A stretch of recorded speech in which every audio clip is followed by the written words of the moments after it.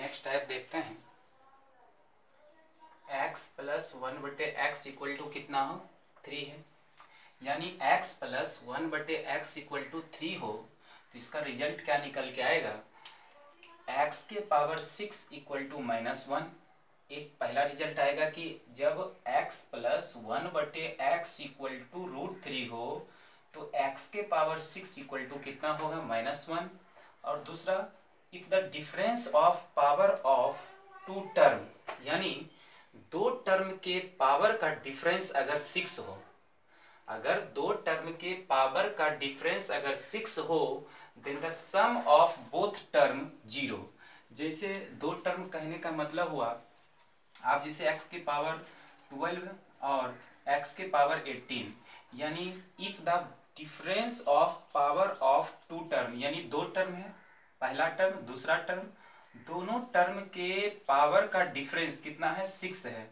अगर दोनों टर्म के पावर का डिफरेंस अगर 6 हो तो सम ऑफ बोथ टर्म कितना हो जाएगा 0, और ये दोनों टर्म का सम कितना होगा 0 होगा। ठीक है, तो आपको यही कंडीशन याद रखना है कि जब x प्लस 1/x √3 हो, जब x plus 1/x equal to √3 हो तो x के पावर 6 -1 होगा, और दो टर्म के पावर का डिफरेंस अगर 6 हो तो दोनों टर्म का सम कितना होगा 0 आएगा।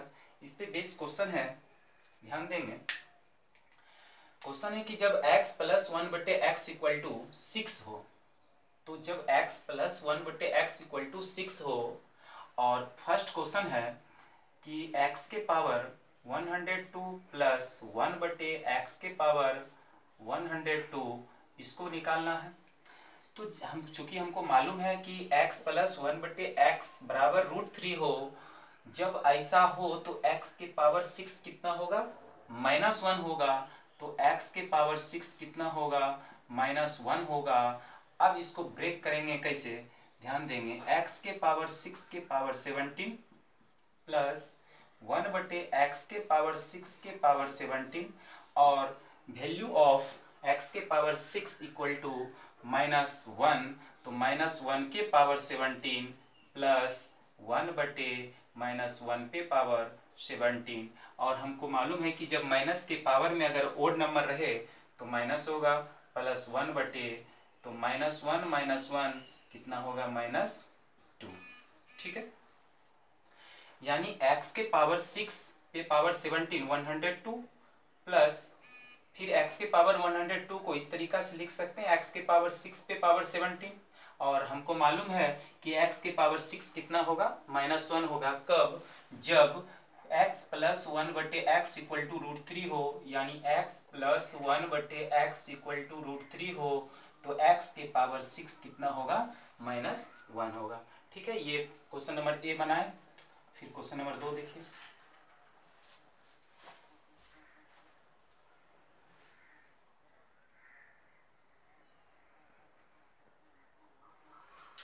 क्वेश्चन नंबर बी देखते हैं। क्वेश्चन नंबर बी कहता है कि x के पावर 17 और प्लस 1/x के पावर 17, क्या हम इसको, और चूंकि मालूम है कि क्वेश्चन तो वही है x प्लस 1/x बराबर √3, इसी से दो क्वेश्चन सॉल्व करना है, तो x के पावर 6 कितना होगा -1 ही होगा। ठीक, अब इसको क्या लिखेंगे, x के पावर 18/x लिख सकते हैं क्या, चूंकि 18 है x कट जाएगा तो फिर कितना 17 बचेगा, प्लस x के पावर x/x के पावर में 18 लिखेंगे तो फिर से x कटेगा तो कितना होगा x के पावर 17। अब इसको हम ऐसा लिख सकते हैं x के पावर 6 के पावर 3/x प्लस x के पावर 6 पे पावर 3। ठीक, और हमको मालूम है कि x के पावर 6 का वैल्यू कितना है -1, तो -1 पे पावर 3/x प्लस x/-1 पे पावर कितना 3, तो ये कितना हो जाएगा, तो ये कितना हो जाएगा माइनस, यानी -1/x प्लस x/-1, और यहाँ से हम क्या करते हैं माइनस कॉमन लेते हैं, तो 1/x प्लस x बचता है, और 1/x प्लस x का वैल्यू कितना है x प्लस 1/x का वैल्यू कितना है, √3 है, तो क्या हम इसको लिख सकते हैं -√3। यही आपका आंसर हुआ। ठीक है, नेक्स्ट क्वेश्चन देखते हैं।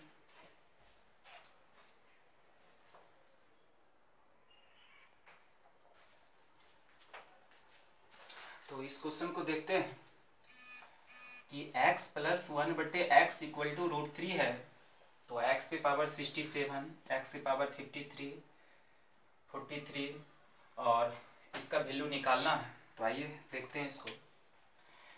तो चूंकि हम जानते हैं जब x plus 1/x equal to √3 हो तो x के पावर 6 इक्वल टू कितना होगा, -1 होगा।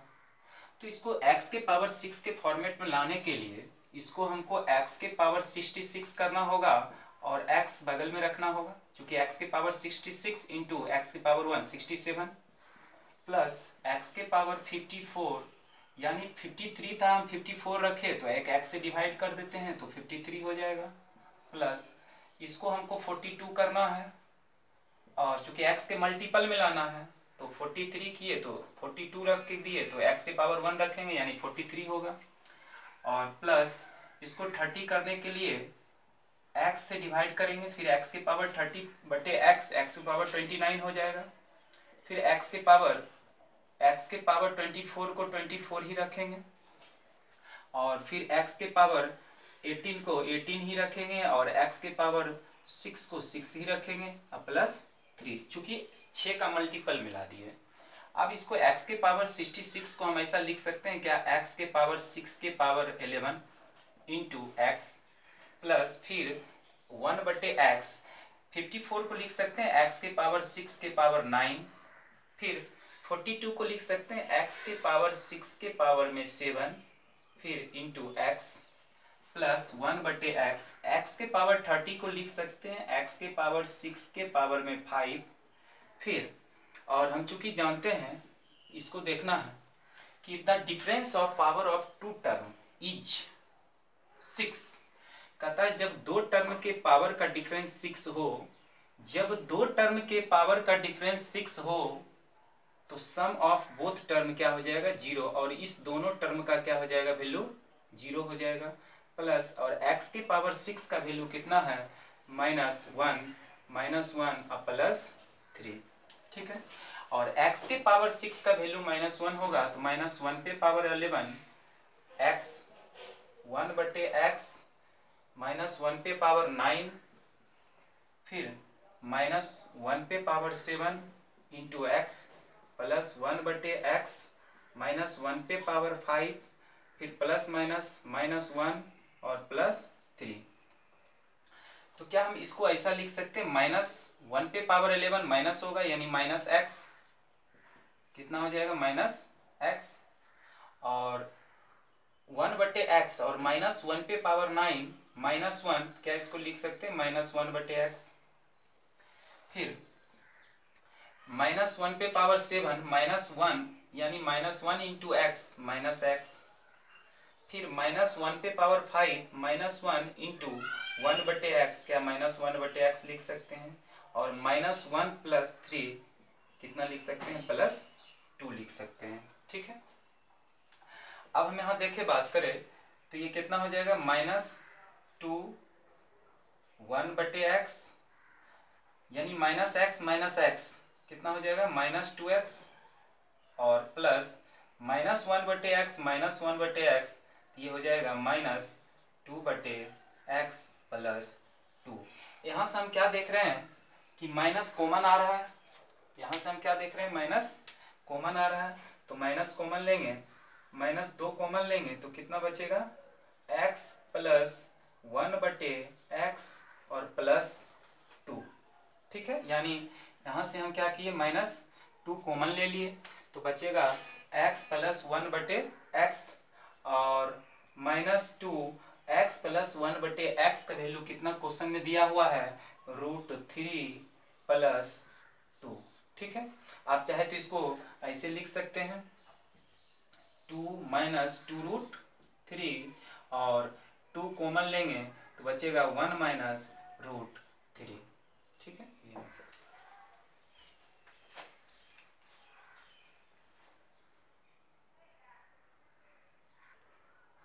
नेक्स्ट क्वेश्चन देखते हैं।